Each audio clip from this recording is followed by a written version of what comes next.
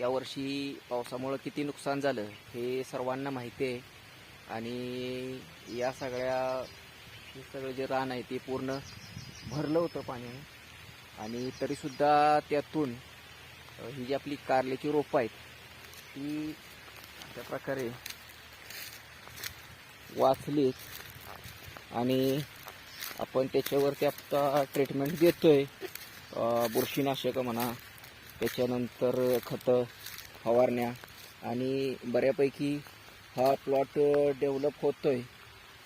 तर हे बघा, पूर्णपणे पाणी साठलं होतं बेडपर्यंत, हे बघू शकता तुम्ही इथपर्यंत. इथून पुढं तर खड्डाच आहे, त्याच्यामुळे खड्ड्यात भरपूर पाणी साठतं. आणि हे बघा आता फुलकडी चालू आहे त्याच्यामध्ये. आणि बऱ्याच वर्षानंतर अशा प्रकारचं नुकसान झालं, सगळ्या शेतकऱ्यांचं झालं. आणि हा जो कारल्याचा प्लॉट आहे तो पुन्हा डेव्हलप करतोय. एक महिना पूर्ण झाला या प्लॉटला, आणि 1.5 महिन्यात प्लॉट चालू होतो 45 दिवसामध्ये, असा अनुभव आहे आपला. तर यावर्षी बघूया काय होतंय. धन्यवाद.